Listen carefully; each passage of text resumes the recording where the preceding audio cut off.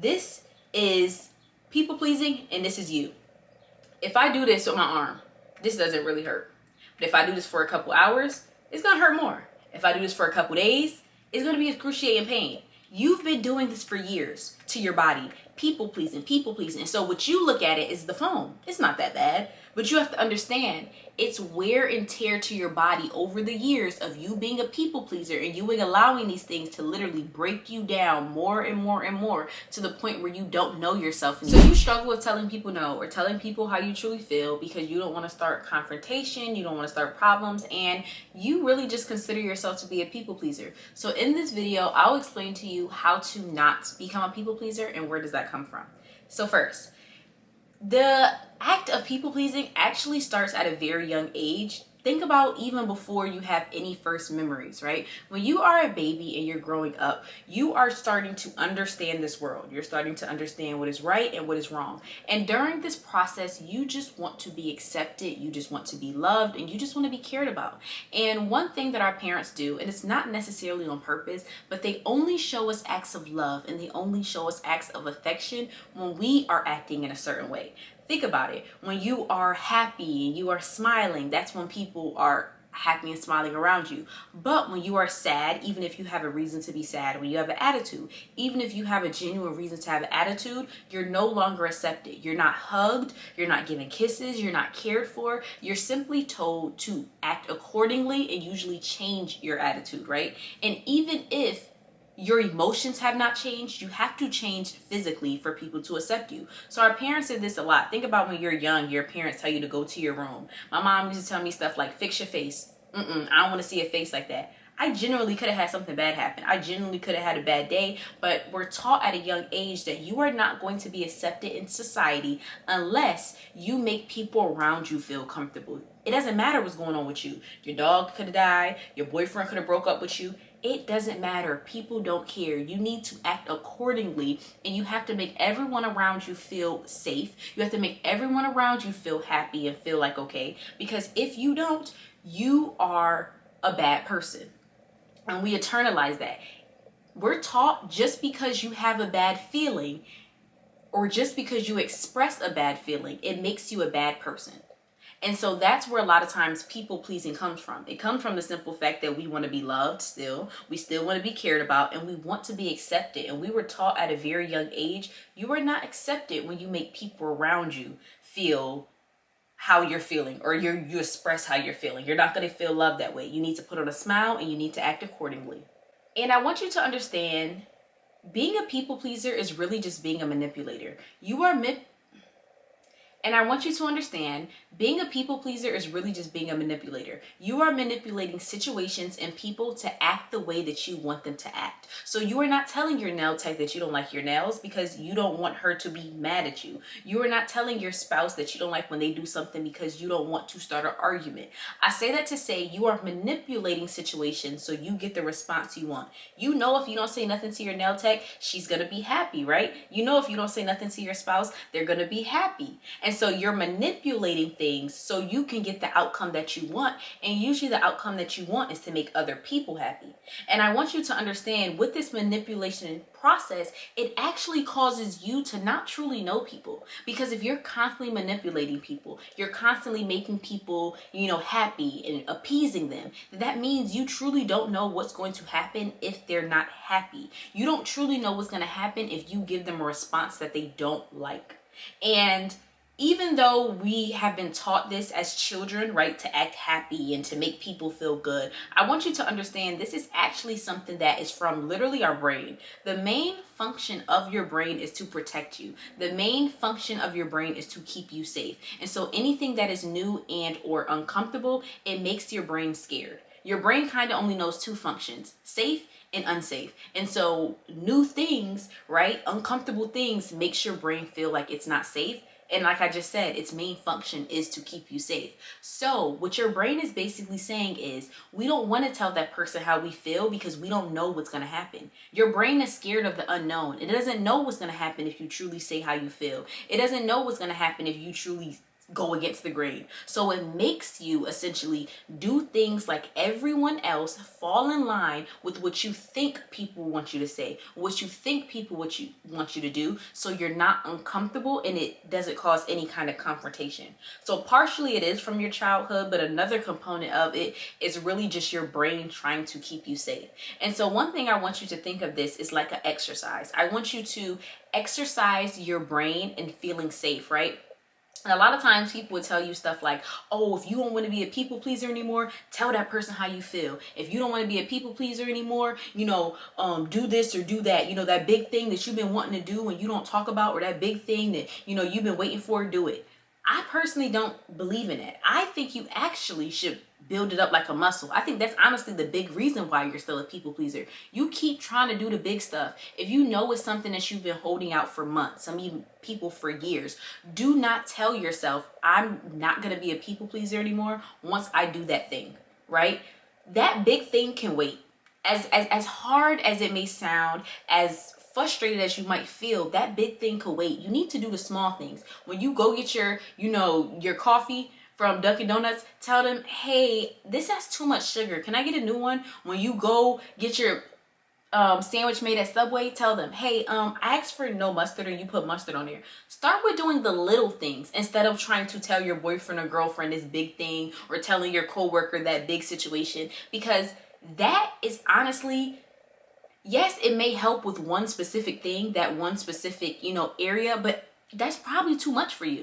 Like, it's similar to going to the gym and trying to pick up a 200-pound weight and you ain't never picked up no weight before. So start with the small things. Get your body, get your mind used to being uncomfortable. Because one thing your mind is going to understand is, whoa, the world doesn't end if we tell somebody how we feel. Because your brain literally does not see the difference between you telling your boyfriend or your girlfriend that, there's this major problem going on between you, and you telling the person at Dunkin' Donuts that you don't like your coffee. They're both two uncomfortable things. And even though you may say, of course my boyfriend is more important than a Dunkin' Donuts worker, it's not in your brain. Your brain does not see the difference. Your brain literally sees both of those things as you being uncomfortable, and it doesn't want to experience either. So train your brain to understand that, hey, first and foremost, you know what happens after we tell the person that we don't like the coffee? What's going to happen?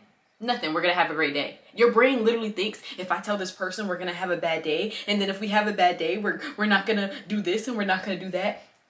Get your brain to understand, hey, our day is good. And then also get your brain to understand, people aren't always going to be mad at you.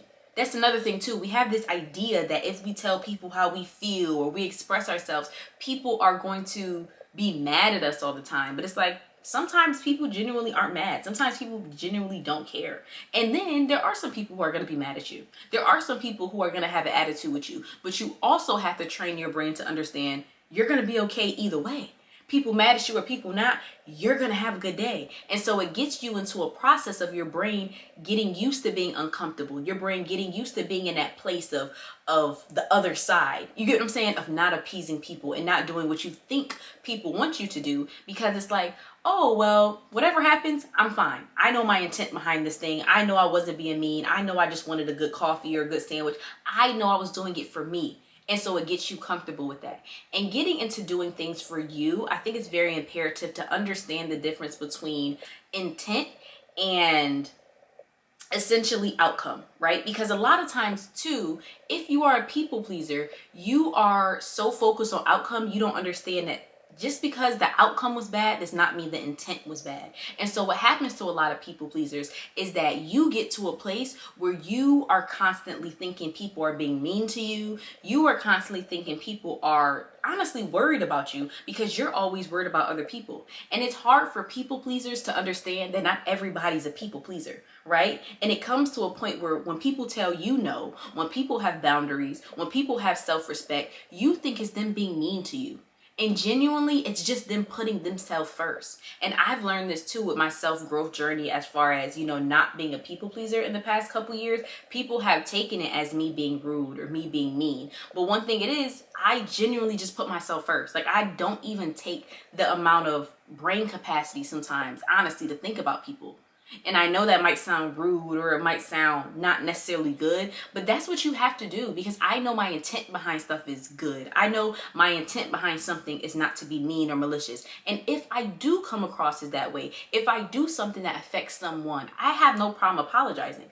I have no problem saying, hey, this is not what I meant for this to come across this way, or that's not what I wanted to do, this, that. But I don't have no problem telling people, hey, I don't want to go out this weekend. I don't have no problem telling people, hey, I don't want to do this or I can't do that. And sometimes people who are people pleasers take it as me being mean or me being rude, or someone has even said to me, oh, you're inconsiderate. And I'm like, why am I inconsiderate? Oh, because you said you were going out, but then you changed it. You said you didn't want to go out no more. Yeah, because I had a really long day. I had a really long week, money low. But I don't have to explain that to you too. Like, I think sometimes when people are people pleasers, you think people have to give you a whole list of the reason why they don't want to do something. Now, it's a difference between you being around someone who has self-respect and then you being around someone who genuinely just does not care about you. Now, if someone is always flaking on you, if someone is always rude to you, that's different. And also, I'm not one of those people who are like, what's the people they say? I'm just being honest. I don't like those kind of people. The people who try to use the excuse of, oh, I'm just honest. They say rude things, they say mean things, and they're like, I'm just being honest. That's not someone that creates boundaries. That's just a mean person. And I think you have to figure out the difference between the two. There's some people who genuinely are there for you when you need them. They genuinely care about you. You know it. But every so often they're like, hey, I don't want to do this thing, I don't want to do that thing. And a lot of times, you got to be honest, it don't even affect you. Like, me saying I'm not going out with a group of friends does not necessarily affect the group. They're still going to go out, they're still going to have a good time. Yes, they might have wanted me to go out with them, but it's not like they can't go out because of me. It's not like I was the driver. It's not like I was, you get what I'm saying? And so I think sometimes when you are a people pleaser, you internalize that. Why you're not going out? Why are you not doing this? How does that person not doing something affect you? A lot of times it doesn't. And so that's what I want a lot of people to understand too in this process, that not everyone is a people pleaser. And if you are a people pleaser, sometimes you could take it as people being mean or people being malicious. But when you look at it from the intent and you start practicing not being such a people pleaser and you start practicing boundaries with people and having self-respect for yourself, you will start to be like, you know what? This person just put themselves first. You know what? This person actually has self-respect, unlike what I've had in the past. And you have to understand, people pleasing adds up. It's not just one little thing. It's not just two little things. It literally takes over your body and can lead to things such as depression, illnesses, stress. And it's because you have to think of people pleasing as being little things that lead up to big things. So yes, it may be little things such as you not knowing what to pick for lunch with your coworkers. Yes, it might be you working extra hours because your boss asked you to, even though it was your day off. Yes, it might be you know what I'm saying, staying up late to finish something for your coworker because she asked you to. But what happens is, this is people pleasing and this is you. If I do this with my arm, this doesn't really hurt. But if I do this for a couple hours, it's gonna hurt more. If I do this for a couple days, it's gonna be excruciating pain. You've been doing this for years to your body. People pleasing. And so what you look at it is the foam. It's not that bad. But you have to understand, it's wear and tear to your body over the years of you being a people pleaser and you allowing these things to literally break you down more and more and more to the point where you don't know yourself anymore. And I feel like people don't think about it like that. People pleasing is the reason why it's hard for you to go after your goals. People pleasing is the reason why it's essentially even hard for you to be happy, because you don't know yourself when it's not in context of other people. You can't figure out what you truly want for yourself in life because you're so worried about other people all the time that it literally stresses you out. You don't know the point of saying, I'm exhausted, I need to stop, because you're so used to going off what other people say. Some people could tell you my exhaustion point is after I work for 9 hours, I'm exhausted. You could work for 9 hours and your boss could actually work for 5 more and you would do it. You get what I'm saying? You could want to post on social media, but then you're scared of what people are going to say about you, so you don't. You're so used to making others feel comfortable. You don't want people to look at you a certain way. You don't want people to judge you. You want to make everybody think of you in a good way, that over time you don't truly do the things that you want to do. And so you wait until you get to the point of when you're 60 years old or you're 70 years old and you like, I wish I wish a person. I wish I would have started that business. I wish I would have worked out. I wished I would have. And a big reason why you don't do a lot of these things is because you're constantly worried about other people. You literally can't even figure out what you want to eat to be healthier. You literally can't even figure out when you want to go to the gym, or when you want to do this, or when you want to do that, because you always think about yourself in context to other people. You're used to other people pulling you in other directions, that when it's time for you to pull yourself forward, you don't even know what direction to go in. And I think that's something people don't realize. People pleasing, in my opinion, is one of the biggest cause in not getting what you want out of life, is because you truly don't know what you want out of life. And to get to anything, you have to set a goal. But to set a goal, you have to know the direction you're going to. And so you get to this idea that you set these fictitious goals. You set goals that anybody would say, oh, I want to lose weight. Oh, I want to start a business. Oh, I want to, and you think these are goals for yourself. Why? Because you don't truly know yourself. If it's not in context of what somebody else doing, if it's not in context of what everybody else think is the good thing to do. And so you live your life for everyone else. You go to school for everyone else. You get a certain degree for everyone else. You get a certain job. You might even marry a certain person because you want to keep up this image that people have of you in their mind.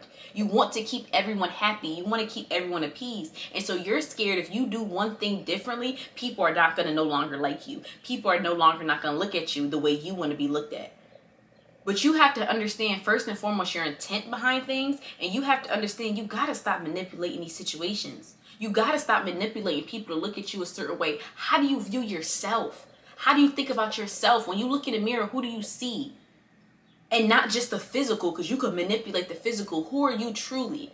If somebody was to take away all the degrees, if somebody was to take away all the money, if somebody was to take away all the beauty and all these other things, what do you have left? And a lot of people don't have nothing left because all they do is do things based upon what other people want them to do. All you have left is what other people have given you, essentially. You probably worked for it, but they gave you the right to do that. They gave you the idea. They gave you that sentiment. And the final thing I want to end you guys off with is understanding how to get out of people pleasing as an adult. And the root of people pleasing as an adult, contrary to just starting it from a child, is you do not know how to effectively communicate. You feel a certain way, but you don't know how to effectively communicate that thing, and so you're scared to do it. So you just want everybody to feel cool, everybody to feel calm, because you're scared if you say the wrong thing, it's going to have a bad outcome for you. And so one of the things I want you to start doing is, first and foremost, figure out where in your life do you deal with people pleasing the most. Like, literally write it down. Where in my life do I feel like I deal with people pleasing the most? It could be big things. It can be little things. It could be little, well, not little, but however you look at it. It could be something like, okay, when my coworkers always ask, what do we want to eat? I need to stop saying whatever everyone else wants to eat. When my boss asks me to work on my day off, I need to stop saying that I can work when it's my day off, right? Think of things in your life, even with the nail thing. When my nail tech does my nails and I don't like them, I need to figure out how to tell her I don't really like it. And think of it the same way you think of everything else you want to search up. You better go on TikTok, you better go on Google, go where you have to go and literally type in how to effectively communicate that. Bam, bam, bam, whatever you're going through. No matter how specific it is, I promise you somebody wrote an article about it already. And I think what messes up people is that they don't want to do that. You think about life as if you should already know it. I want you to understand this is your first time on this thing called Earth, and this is your last time on this thing called Earth. You do not know everything. You not knowing it is okay, but you also not taking the time to learn it is not okay. So literally search up how to say these things. Like, don't expect yourself just to know this. Don't expect yourself just to assume what to say. And for some people, you might be one of those people that's like, you know what? I know what I want to say, but I just know I'm not the best communicator. I know some people like that. Like they mean good, but it's just the way they come across. It come a little aggressive. So maybe you just want to figure out how to say it in the right way, or maybe you don't know what to say at all, and you just need a framework, right? Of course, adjust it to your own liking, but this will get you used to communicating with yourself. This will get you used to communicating effectively, and essentially this will get you used to being in that uncomfortable phase, right? Making the uncomfortable comfortable. Making it secondhand nature for you to stand up for yourself. Making it secondhand nature for you knowing your intent behind something and being able to effectively communicate that. But that's just what I want to end it off with, because I think that's one of the issues. It's just you just don't know how to effectively communicate you're hurting. You just don't know how to effectively communicate that you're tired. You just don't know how to effectively communicate you. And once you get to a point of learning your intent, learning why you're doing things, what is your, you get what I'm saying, what is your purpose behind doing things, I think that will help a lot of people understanding your purpose behind yourself and learning I'm this kind of person and I'm that kind of person, and being able to even distinguish yourself from other people. Because right now you're a dime a dozen. Right now you just one of a million, because you just go with the flow. You don't know how to say things in your way. You don't know how to, you get what I'm saying, adjust things to your liking. And so once you learn how to effectively communicate in your own way, I think you will really learn how to create your own voice and how you want to communicate things contrary to how people want you to communicate things. So thank y'all so much for watching this video. I hope that it was helpful for you guys. And don't forget to like, comment, and subscribe, and check back for new videos every Monday, Wednesday, and Friday. Thank y'all. Have a great one.